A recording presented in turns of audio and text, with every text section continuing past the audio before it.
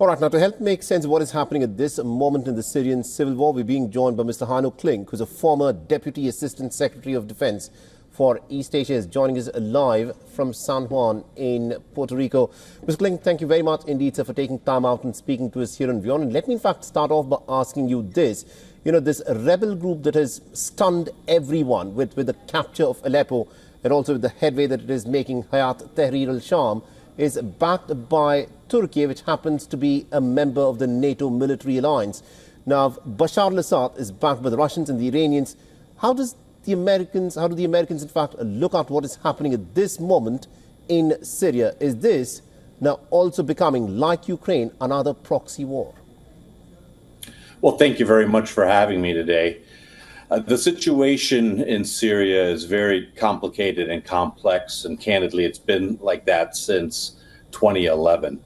So there are a variety of actors that are operating in Syria today and have been, again, for quite some time.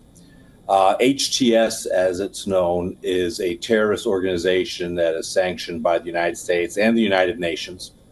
As you mentioned, Turkey has a relationship with HTS that is certainly not publicized by Ankara, but it demonstrates that Turkey, as well as other actors such as Russia, have stakes in what the future of Syria is supposed to look like.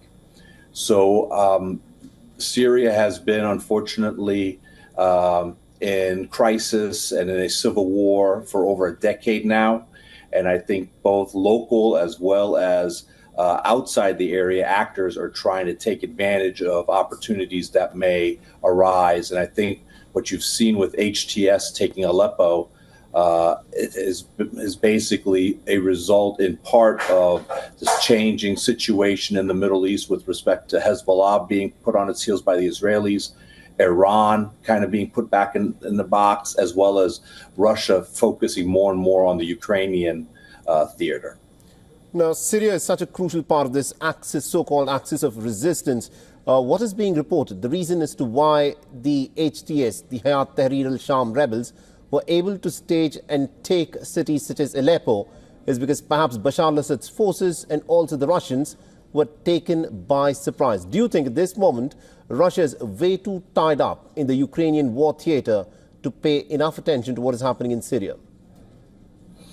I think that the operational requirements that Russia has faced due to the steadfast Ukrainian resistance to its invasion have certainly caused Russia to withdraw some of its forces from Syria. We know that to be a fact, as well as to focus its intelligence, surveillance, and reconnaissance assets more on the Ukrainian theater of operations and on what has been going on in Syria.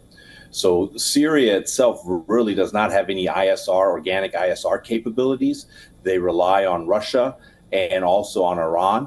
And again, Iran has been facing Israeli responses to its support of terrorist organizations in the region. So I do believe Syria's allies, again, Russia and Iran, have had to focus their assets on what they consider to be more pressing priorities. All right, we'll have to leave it there. Thank you very much indeed, Mr. Hanno Klink, for joining us and getting us those details there. For all the latest news, download the WION app and subscribe to our YouTube channel.